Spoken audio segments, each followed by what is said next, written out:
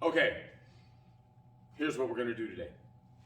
I wanna show you what you can do with some kettlebells, a couple different moves with kettlebells to where you can really work on, the fluidity of the hips, where you can really get them to start to feel good and start to maybe alleviate some of that back pain, maybe start to get them to feel good to a point where you're like, I think I can squat.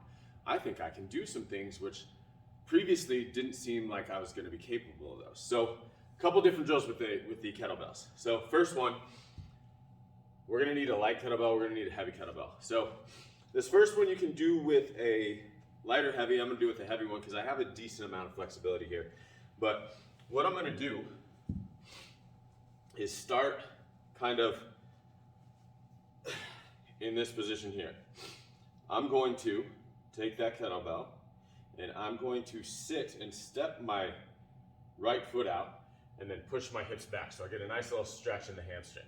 Now from here, I'm going to stay upright so I don't want to get here, right? But from here, what I'm going to do is push that thing out so I get an even bigger stretch in the hamstrings, and then I'm going to come back up. So a lot of times when we have hip problems, hamstrings are one of the issues. So I'm just going to get the hamstrings to start to relax a little bit and be like, hey, we can move too, right?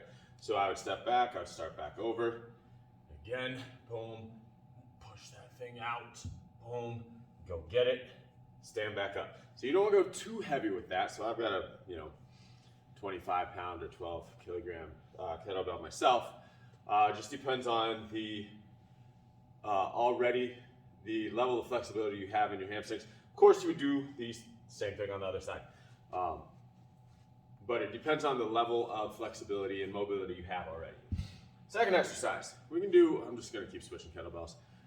We can do with that heavy weight, we can do with the lightweight as well. I'm gonna go wide stance.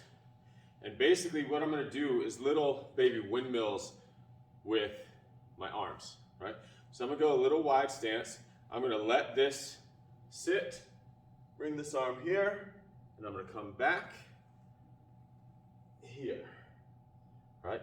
So I'm gonna sit, that arm's gonna come up, come back, and you can see I've got a little rotation in my hips as I go. And then I'm also kind of lubricating thoracic spine. And this one for a lot of people will be the one where they're like, dude, I love that one, right? So it's a little loaded stretch, boom. And the idea is get that guy to go vertical and then across and up. All right, I would obviously do that other side, and you're gonna find out one side is actually gonna be a lot harder for you to do, right? So this is my side.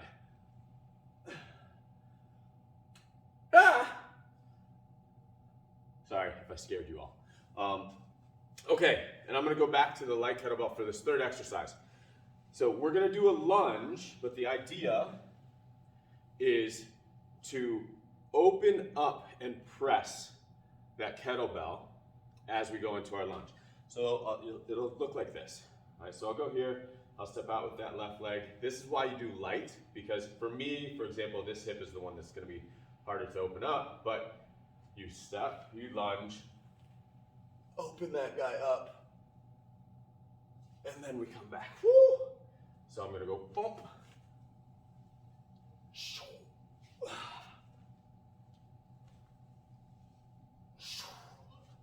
And then you're noticing this other hand, what I'm trying to do with it is drive it down into the ground to get the hips to rotate even more, right? So it's just a little motion in the hips. So I can stay here, and I can do this thing like that as well, and then come all the way down with it. It's a matter of your coordination, ability, and then how much weight you have as well, right? So this, I can do any of those ways.